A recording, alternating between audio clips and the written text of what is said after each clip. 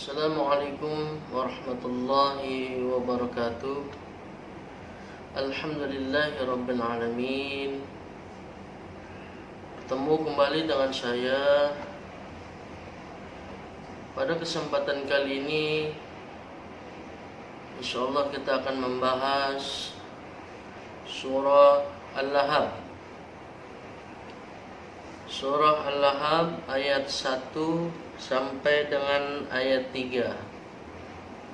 Al-Lahab artinya gejolak api. Jumlah ayatnya adalah 5 ayat. Pada kesempatan kali ini kita akan membahas hukum tajwid surah Al-Lahab ayat 1 sampai ayat 3. Sebelumnya marilah dengarkan bacaan surah Al-Lahab ayat 1 sampai ayat 3. Saya akan membacakan terlebih dahulu. A'udzu billahi minasy syaithanir rajim. Bismillahirrahmanirrahim.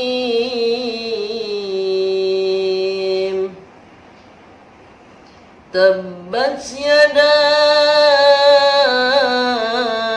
abi lahabin wa tabb. Ma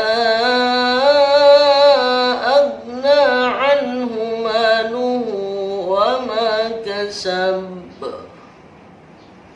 Sayasla naran zata lahab. Shadaqallahul azim.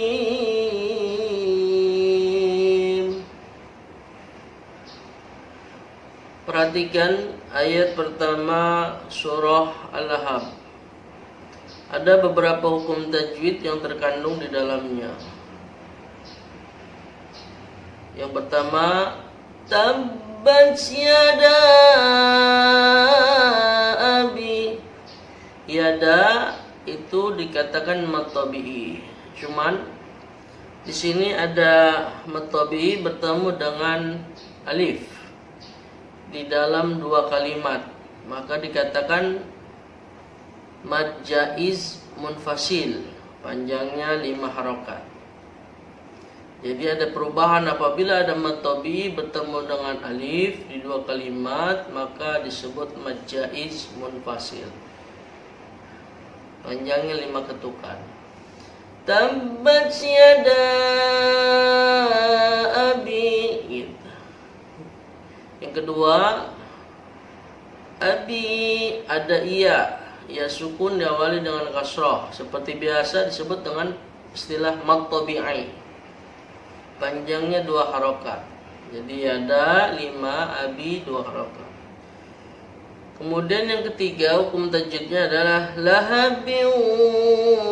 Tanwin kasrah bertemu dengan huruf wawu, dimasukkan ke dalam wawu.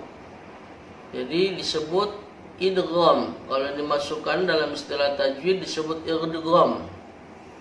Idgham bi gunnah, memasukkan dengan dengung dan ditahan. Lahabiu, masuk dia. Kemudian yang terakhir, yang keempat di dalam surah Al-Lahab ayat 1 itu watab. Ada huruf qalqalah berada di akhir kalimat, namanya qalqalah kubro, jadi besar, sangat memantul. Watab. Tabbat yada abi lahabin wa tabb. Kemudian kita lanjutkan ke ayat yang kedua surah Al-Lahab. Hukum yang terkandung yang pertama, ma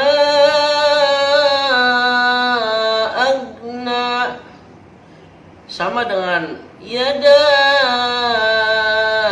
abi. Mad tabi'i, ma kemudian bertemu dengan hamzah atau alif di dua kalimat disebut dengan mad jaiz munfasil. Mad artinya panjang, jaiz artinya boleh, munfasil terpisah. Panjangnya 5 harokat atau 2,5 alif. Agna, agna, nah perhatikan mengucap agna tidak boleh turun, tidak boleh ada pantulan. Ma agna, jangan agna karena huruf ghain bukan huruf qalqalah. Kemudian yang ketiga, anhu, ada nun sukun bertemu dengan huruf ha dibaca dengan jelas, disebut dengan ijhar halki. Anhu tidak boleh, anhu tidak boleh lama karena ijhar berarti kan jelas. Kemudian yang keempat, ma di sini tidak ada alif di depannya atau hamzah, maka disebut seperti biasa mad tabi'i. Anhu maluhu, luhu. Nah, ada dhamma terbalik di atas huruf ha, itu disebut dengan mad silah qasirah. Mad artinya panjang, silah artinya hubungan, qasirah pendek. Jadi hanya 2 harokat. Panjangnya hanya 2 harokat sama dengan mad tabi'i. Disebut mad silah qasirah. Kemudian yang lanjutnya, wama sama dengan yang ma yang kedua tadi disebut dengan mad tabi'i. Dan yang terakhir, kasab, ada huruf ba. Huruf ba itu huruf qalqalah. Posisi berada di akhir kalimat disebut qalqalah kubra. Saya ulang bacaannya.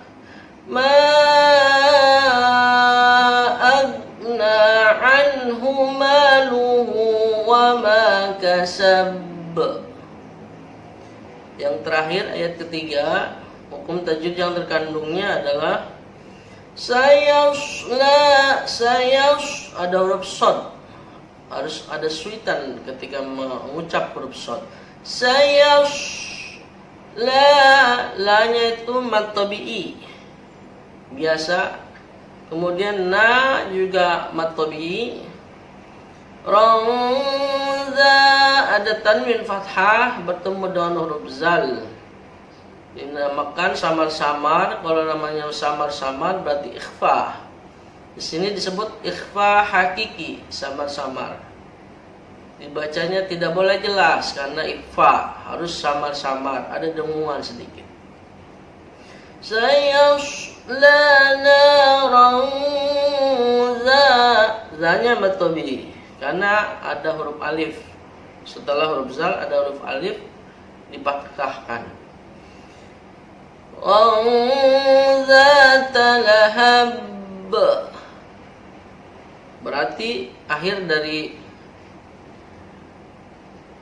surat Al-Lahab sama dengan ba, huruf qalqalah berada di akhir kalimat, berarti disebut qalqalah kubra.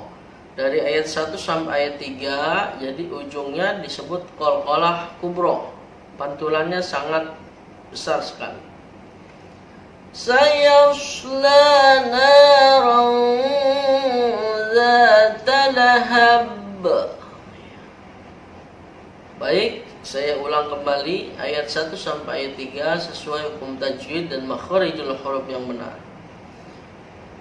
Bismillahirrahmanirrahim. Tabbat yada abi lahabin wa tabb. Ma agna anhu maluhu wa ma kasab. Sayasla naran zata lahab. Shadaqallahul azim.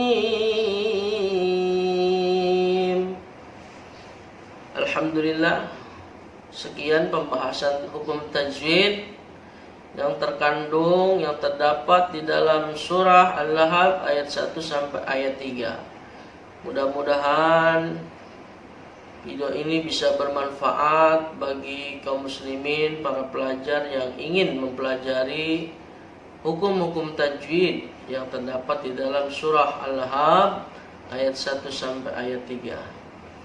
Kurang lebihnya saya mohon maaf apabila ada kesalahan. Dukung channel kami dengan membantu share, like, dan subscribe-nya.